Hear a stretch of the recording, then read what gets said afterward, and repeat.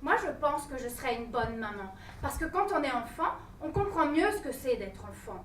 Après, quand on est adulte, on commence à perdre la pensée d'être enfant.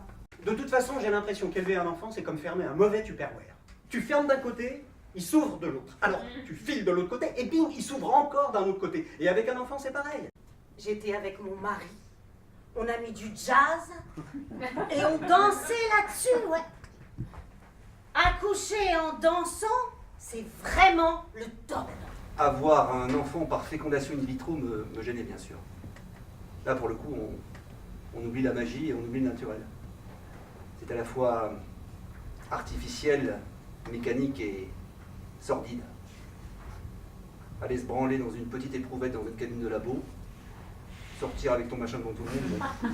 Dans nos générations, il y avait des couples qui ne s'entendaient pas et qui attendaient que les enfants soient élevés pour se séparer. Donc maintenant, on n'attend plus. Alors les enfants suivent comme ils peuvent. S'il y a une séparation, tant pis pour eux. À l'heure actuelle, un couple dure 10 ans.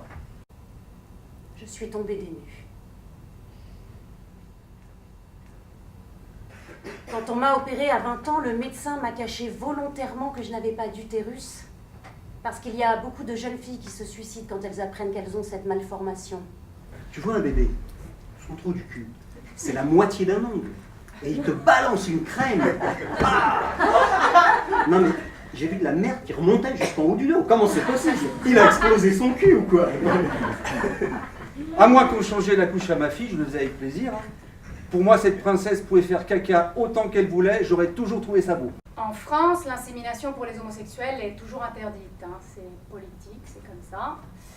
Mais heureusement, beaucoup de pays d'Europe considèrent aujourd'hui que l'insémination pour nous c'est ok, dont l'Espagne, la Belgique et les Pays-Bas. Moi, je les envoie au coin. C'est basique. C'est le coin, sans doudou, sans tétine, et tu ne parles pas. Une tape sur les fesses, ça n'a jamais défrisé personne. Si. Moi, je ferais pas comme ma maman. Parce que je trouve que ma maman, elle donne trop de fessées. Parfois, on maîtrise pas la force qu'on donne. Alors si elle me donne des fessées trop fort, ça peut faire mal. Et puis, il y a eu cette histoire de préservatif qui s'est explosé. Et voilà que cette femme, un jour, arrive chez moi et me dit... J'ai 2 nouvelles à t'annoncer. La première, c'est que je suis enceinte. Ah, Et la deuxième, c'est que je veux le garder.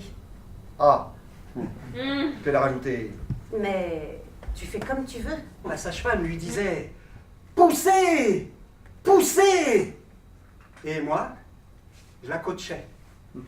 Et comme j'étais assez sportif et elle pas trop, je me faisais cette réflexion.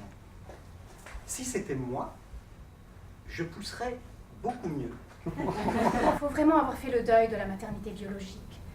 L'adoption est une ouverture à l'autre, une acceptation de l'autre que soi. J'ai mis longtemps à prendre la décision de déscolariser mes enfants. Mais quand je pense que la socialisation à l'école se fait en se tapant dessus...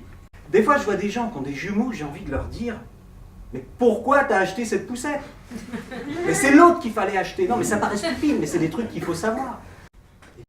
J'ai longtemps été partagé sur l'adoption pour les homos parce que j'entendais souvent ce discours traditionnaliste, il faut un papa et une maman.